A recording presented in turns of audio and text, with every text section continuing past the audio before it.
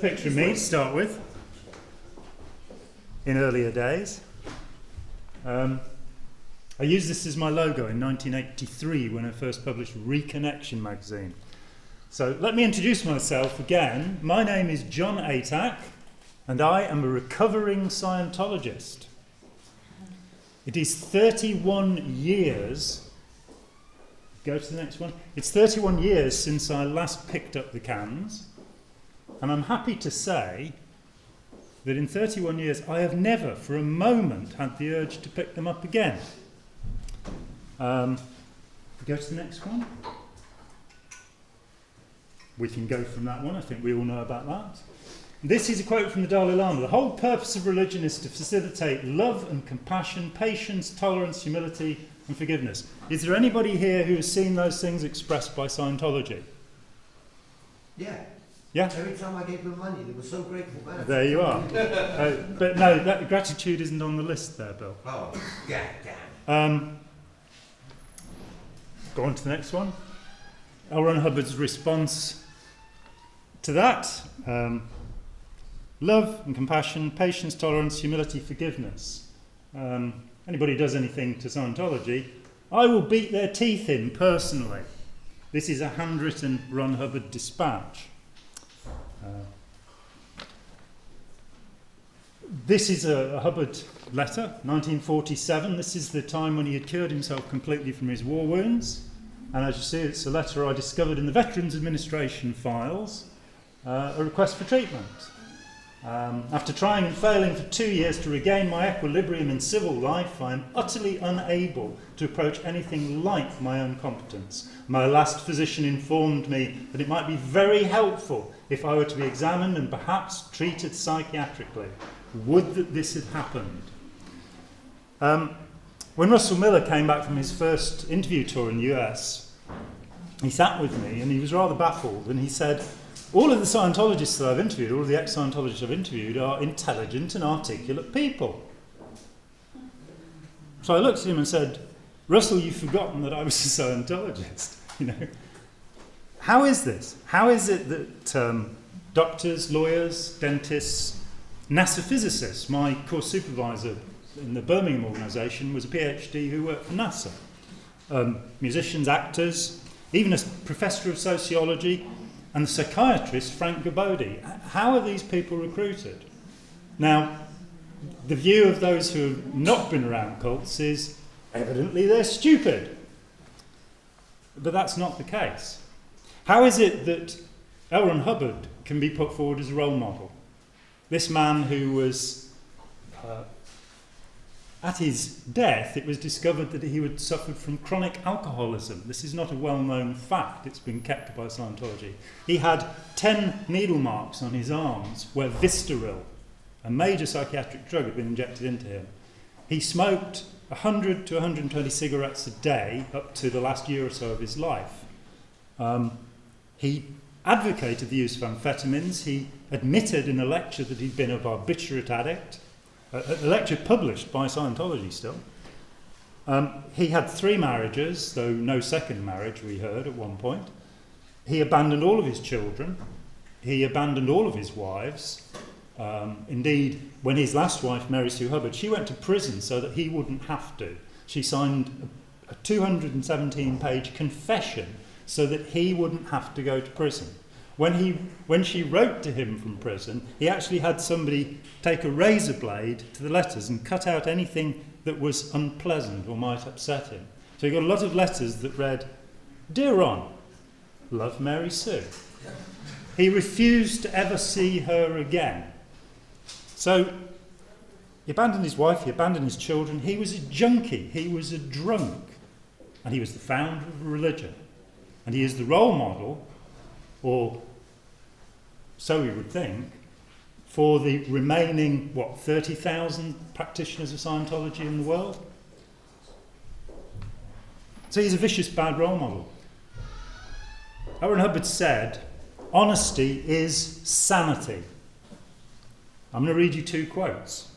The first one comes from a 1965 handwritten dispatch that used to be on display at St Hill Manor in England. I don't know if it still is because I'm not welcome there.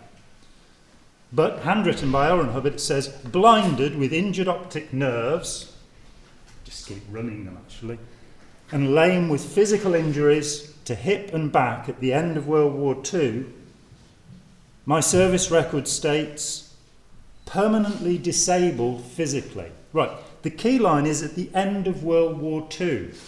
Now that was the second week of August 1945. Permanently disabled physically. Now, I've got his service record and it doesn't say any such thing. In 1957, in a lecture, which has been reprinted as a professional auditor's bulletin, L. Ron Hubbard said, I think it was July 25th, 1945, that I went down to Hollywood and 3 petty officers' ratings accosted me. The 3 of them tied into me. The wound in my side healed overnight. He said one of them had cut him with a bottle. So somehow between the 25th of July and the 14th of August in 1945, in California, L. Ron Hubbard became permanently disabled physically. Now, one of these statements is not true. And if you want proof that a man is a liar, then if he makes 2 statements and one contradicts the other, then you can safely say he's a liar. Let me remind you, L. Ron Hubbard said, honesty is sanity.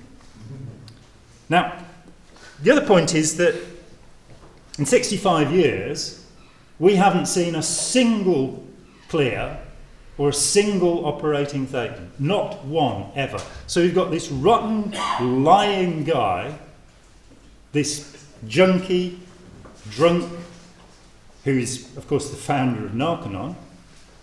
How is it that NASA physicists, doctors, lawyers become involved in this, become embroiled in this? There's got to be a reason for this. Now, I'm going to point to one simple piece of information. When you dream and the baby you're carrying turns into a pig, as it does in Alice in Wonderland, it doesn't seem strange to you. The fact that you're floating on air or what have you, you just accept that. I want to point out that the human mind is not divided into compartments. There's not facts here and imagination here. These things are viewed on the same screen in the mind. And what happens is that people take their faith as knowledge. I had an interlude with a born-again Christian when I was about 17. This guy approached me. And you may have noticed, rather talkative. So rather than going, leave me alone, I said, oh, yeah, tell me the truth about Jesus. He tried for 2 hours. And at the end, this was probably my first exit counselling experience. At the end of 2 hours, this guy actually walked backwards away from me. And his last expression to me was, I don't understand the Bible, but I know it's all true. That is the state of a Scientologist, whether dependent or independent. Psychologists talk about beliefs, attitudes, and behaviour, and the influence that these things have upon one another. In Scientology, there's a great emphasis upon words. The work of L. Ron Hubbard, isn't this wonderful? Religious leader. And Hubbard says, you've got to understand words because otherwise you won't understand concepts. But he doesn't go the next stage and explain to you what the concepts do. The concepts we have are the beliefs, they are the attitudes that we have, and they influence the behaviour that we have. And it's almost automatic. Once you've accepted a language in certain terms, the concepts that they hold in place will cause you to behave in certain ways. Hubbard wrote a policy letter called Propaganda by Redefinition of Words. And he says the trick is words are redefined to mean something else to the advantage of the propagandist. Now, in the history of the world, no individual has created more redefinitions of words than Ron Hubbard. Shakespeare is credited with 300 words in the English language. Ron Hubbard left 2 500-page dictionaries of his redefinitions of words. Words are redefined to mean something else to the advantage of the propagandist. From these words come the concepts and behaviours. In recovery from any cult group or any extreme group of any kind, and I would include political parties most certainly in this, people start talking in this glib language. George Orwell wrote about it. and talk, quoted from fascist and communist propaganda. The swan song of the jackbooted fascist was the phrase he particularly liked from Bolshevik propaganda. These meaningless terms, these slogans, become sort of, it's called a loaded language. It's a language that has another meaning to it. That when you start speaking it, when you start going, I've got ARC breaks and missed withholds and PTPs and I've got overts and I'm being suppressed and all this, people just stand and look at you because they don't know. How can they possibly have a clue what you're talking about? But in your mind, all of these words are holding together concepts. These concepts are not actually true. But once you accept the words, what happens is that you enter the land of those concepts and they become true. So for Scientologists, for example, Hubbard says if you become critical, if you start what they call nattering about somebody, it's because you fear that they may have guessed your secret, missed your withhold. Now, for real people, this may or may not happen. But once you've been indoctrinated with this idea, then when somebody is critical of you, rather than going, oh, maybe I've done something wrong, you go, have I missed your withhold? What have you done? What have you done? Yeah. It's a way of deflecting people.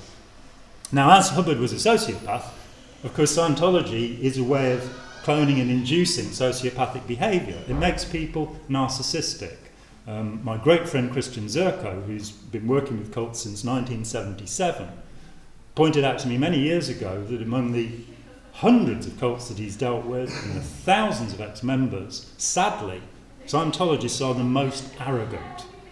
Not current members, ex-members. And I'm not talking about anybody here because we're all really lovely, humble people. But there is a kind of elitism. There's a sense of being a superior being that comes away. And that gets in the way of self-examination, gets in the way of going, well, maybe I'm not so smart. Maybe I was a little bit gullible giving Scientology £50,000. Language becomes a kind of program for thought.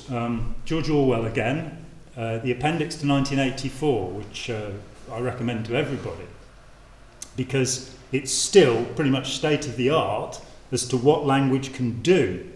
He talked about thought crime, and the idea was that you could get people so that they would not be able to even think anything negative against Big Brother and the state because the words no longer existed. And he talks about reversing terms. So, for example, and shortly after he wrote 1984, the Ministry of War in the UK became the Ministry of Defence. You have this change, this rebranding of concepts so that horrible things seem nice. In Scientology, among the redefinitions of words, 1,000 pages of redefinitions, the two of them that spring to mind are reasonable, which is what students of language call a per word. It's a positive word, like the word democracy. So we're reasonable. Open-minded, again, a per term, as opposed to a snarl term like fascist. Hubbard inverted the meanings of these. So if you're talking to a Scientologist and the Scientologist says, you're being reasonable, that's not a compliment. You're not meant to be open-minded. You're meant to do as you're instructed. These things become traps onto thinking. It does become very difficult for somebody indoctrinated in Scientology, particularly people who've been on the inside, who've lived in, who've been in the C organisation. They think in these terms. And even when you lift the language away, which is the first thing I would recommend to anybody, rethink your thinking, the concepts remain. So most ex-Scientologists will continue to believe in karma, called the overt motivator sequence in Scientology, without going and looking at the Hindu or Buddhist notions of karma. I'm not complaining. If somebody wants to believe in karma, that's fine by me. I don't. I think it's complete nonsense. But somebody wants to, that's fine. The problem is it's not rethought. Reincarnation, again, if you go to Hindu and Buddhist texts, and I came to Scientology from Buddhism, so I have some familiarity with things, reincarnation is considered an awful thing. in Hinduism and Buddhism. It is called the fear of the eternal return. Scientologists come away going, oh yeah, I can drop the body and do it in my next lifetime. Well, to the Buddhist, it's a wheel of suffering that you're on, that you're meant to be escaping. The Scientologist, there's this lovely idea that you can separate yourself from the body and become this thing. You'll also find people using megavitamins in ridiculous doses, taking spirulina, going on juice fasts, that are habits that are picked up within Scientology. This is all fine as long as you go and look at nutritional theory, as long as you go and look at the conventional ideas. Because Scientologists are proofed against any word beginning with psych, they cannot go to psychology and look at the simple ideas which actually undermine and undo what you've been taught in Scientology. You then get what are called double binds, and Hubbard was brilliant at this, that he reduced everything to black and white thinking. Everything is good or bad. He actually criticised this in a book called Science of Survival and talked about infinity-valued logic, which was never mentioned again after 1951. So things are wrong or right, and you have the thing, it's like with a parent a double bind is like a parent says, oh, come here, I love you, and then slaps the child. Leads to a rather confused adult. I would aver that by being involved in any cult group, you are reduced to a kind of pre-adolescent state where you become receptive to ideas based on authority rather than on evidence. So the big goal of Scientology is that you're going to become self-determined as long as you do exactly what you're told. You'll be self-determined as long as you do what Ron Hubbard thinks and believes. As long as you agree with everything he says. If you disagree with anything he says, you put in ethics. So there's this paradox. Right at this is Gilman Hot Springs, by the way, which is the actual headquarters of Scientology, and this is how they keep the people in. And the wire points inwards, so you can't climb out.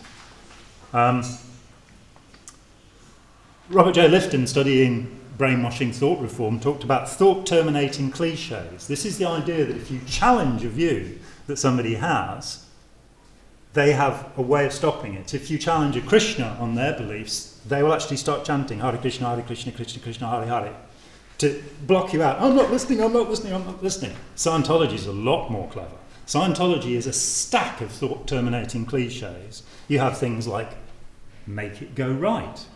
The way out is the way through. What would Ron do? You have upstat, downstat, uptone, downtone. Instead of, and even a straightforward term like euphoria, which is what hypnosis induces, will be reduced to very good indicators. I mean, one of the things I always objected to about Hubbard was the language was so ugly. There's no poetry in the man at all. We've heard the word today, terminal. Now, this is a way of depersonalising. This is a way of, in a genocide, there is always depersonalisation. So the Nazis called Jews fleas or rats. You'll find the same with every genocide, that you take away the personhood. And so in Scientology, you're no longer a person, you are a terminal. Yeah? And you're on lines, and all of this. Most of the vocabulary is completely meaningless. It adds nothing of value, but it induces a compliance to a set of concepts which will then cause you to behave in a certain way. And there is a problem that really comes from that, which is people come out of Scientology in this arrogance that Christian Zirko has noticed in the hundreds of ex-Scientologists he's met, including me actually, hang on a minute. This arrogance that he observed is part of that. It's part of you believing that you're this spiritual warrior who has these great powers. I said last night that I've, for 31 years, have challenged Scientologists to move a piece of tinfoil an inch. None of them's done it yet, but they'll still go off and boast they're moving clouds and they're doing all of this sort of stuff. So there's this bizarre, narcissistic belief. Words determine beliefs, attitudes, and behaviours. They are shortcuts to thinking. They're ways of not having to think about things because you can just jump on the slogan and hold the world off. This, of course, brings us to cognitive dissonance. The idea that if there is any conflict with your beliefs and evidence is given to you, then your beliefs will become more rigid. You won't be persuaded. I mean, we've seen this often enough. You go to a Scientologist and you say, look, what about this? It makes them believe harder. So when we protest Scientology, we have to get to be a little bit subtle, because we don't want them to feel worse and we don't want them to feel more committed. We want them to know that they're welcome to leave and there's somewhere for them to go, and we'll be friendly to them. Scientology itself is actually an extension of Christian Science. Hubbard ridiculed Christian Science in a story he wrote in 1940 called One Was Stubborn. And this is the idea that all matter is created by the mind. For a Scientologist, everything is mind over matter. If you are ill, it's because you've done something wrong. So if you've got a cold virus, it's because you are spiritually sick and you have postulates or wishes that make the world exist. We tried to turn the screen. What a handsome man he was. This photograph was taken in Queens, New York in 1972. Look at his head. There is a great big sebaceous cyst, which is an acne spot that's been untreated. There are photographs of him on the ship with his cap pulled down, which were taken by Maud Castillo, to hide that lump. All it needed was a doctor to pierce it, and when it first came along. He was terrified of doctors. He was also terrified of dentists, of course, which is why all of his teeth rotted in his head. Postulates and wishes lead to magical thinking, the notion that you can control the universe by sheer power of mind. And that leads to shame for members and ex-members that they're not making it go right. That as individuals, they cannot control the weather. They cannot, make the world change in accordance with this power of will. And it can make people very sick. When they leave, they often have depression or chronic fatigue disorder because they aren't all powerful and the bubble has burst. There's a group called the Boston Church of Christ, called the London Church of Christ in England, founded by a man called Kip McKean. He, in the late 1970s, asked a personality test expert to test members of his group because they'd been called a cult, and he didn't like this. Flavel Yeakley tested 900 members of the Boston Church of Christ, and he was so shocked by what he found that he then tested 30 members of the Way, 30 members of Marantha, 30 members of the Moonies, and 30 Scientologists. He then tested members of Christian congregations, and he did a comparison. Because what he'd found with the Boston Church of Christ was that all 900 members had pretty much the same personality. Of the 16 personality types which ordinary Christian congregations showed, there was just one. The same was true, different personality for each group, but the 30 Scientologists also had the same personality. He called this cloning, and it was the first proof that cult membership can cause severe personality change.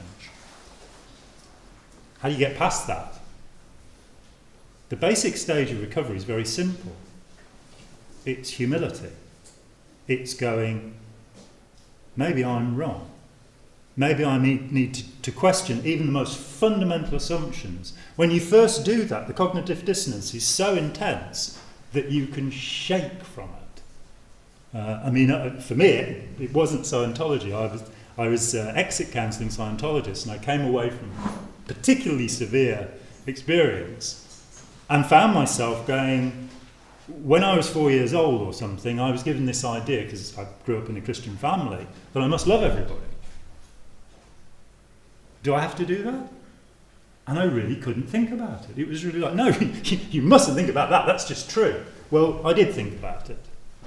And now I actually enjoy thinking about conflicts and contradictions. So if somebody, the blog that I write for Tony Ortega's Underground Bunker, it's brilliant because people come and write comments and disagree with me. They get me to think about things. Now that is a good way of being, and that, it's as much humility as I'm ever going to manage, but it allows you to overcome post-Scientology syndrome. one of the things that comes from that is depression. And people mistakenly believe that depression is sadness. Sadness is one form of depression. The other form of depression is rage. And people often come out of Scientology and they are furious because they've lost everything. And they then go and protest. Now, thankfully, Anonymous have protested in a gentle and loving way for the most part, and kudos to you for that.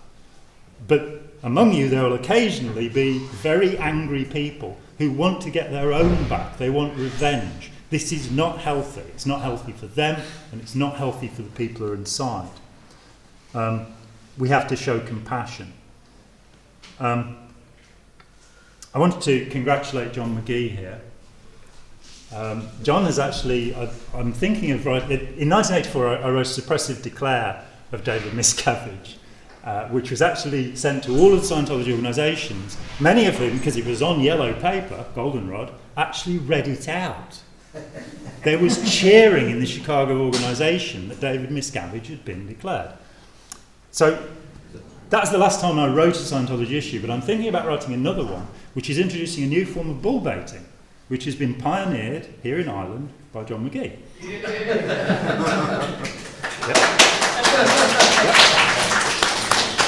Now, what we're seeing is that John goes and he playfully talks to Scientologists because he wants to help them. Can you explain bullbaiting? Because I don't think some people... Absolutely. Absolutely, thank you. Good. In Scientology, there's a drill called Training Routine Zero where you sit and confront another person. They don't like us to say stare at. Confront sounds even worse to me. Until you don't react anymore. Then your next stage is that you sit there like a dummy and somebody abuses you verbally. And it can get pretty severe. Recently somebody told me that John and Sam and Pete Griffiths were going and harassing people, right? And I looked at these two little videos the guy sent me and I said, no, they're not harassing anybody, they're bullbaiting. And I've seen worse than that in 100 times in Scientology organisations. They're going and saying, listen to this. This is important. So I finally want to say that I'd like to announce a new way of approaching Scientologists. Because of cognitive dissonance, because if you stand up to them and give them evidence, it just makes their belief more firm. Let's go the other way. Let's befriend them. Let's find Scientologists and as I suggested yesterday, set up a Google or Yahoo or Hotmail account so that they can't find out where you are and send you 1,000 letters a week and call you up. And befriend them. Write to the organisation and say, I've heard about Scientology, what is it? See what you get back. And the terminal who writes back to you, take that person and have a friendly conversation with them for as long as possible. Don't ask them unpleasant questions, but get them to talk about their beliefs, because they are not allowed to talk about their beliefs. It's verbal tech. It's forbidden. And by talking about it, by saying to somebody, well, what have you achieved from Scientology? And they might have to sit down and think, well, what have I achieved from Scientology? I'm working a 90-hour week for £5 a week. I've been separated from my family. I'm not allowed to see the doctor. You might just get them into a place where they go, well, not much. Stimulate thinking in people and let them know there is somewhere to go and that we are their friends. Back to the beginning. Let me just, finish off on that. Actually, I'd like to congratulate Captain Billy Dee for coming up here and point out that he is the first non-violent pirate. I left me Canada. Yeah, but you said you're not violent, and I like that. It's going to be interesting. Yeah, look, listen, I just wanted to get on and live, I know. I just want, it's like everyone's free to choose what they want, okay? It's not up to me to decide what other people do. No. It's not my right, okay? Unless they want to do it to you or someone else. Well, if it causes harm and it causes pain and it crosses, into that area where other people are made to suffer for it, then somebody should say something. Absolutely, and you have, and I compliment you on what you did say because it was marvellous. What have you said? Let me finish this bit of what we're doing by saying my friend Steve Hassan is busily rewriting Combating Cult Mind Control. So I'm going to recommend this book to anybody who's been involved in a cult, anybody who wants to help people who've been involved and to understand cults. Yes, absolutely. In fact, the author of this book, Jon Atack, one of the authors, this book does not mention Scientology, so you might even possibly get a Scientologist to read it because she doesn't have the word psych in her title. She's a sociologist. But it deliberately doesn't mention Scientology because they didn't want to be sued. But this is a fantastic book about the effects of cult indoctrination. Let me finish by, again, and here are some of my mates, saying what the Dalai Lama said. The whole purpose of religion is to facilitate love and compassion, patience, tolerance, humility, and forgiveness. Thank you very much.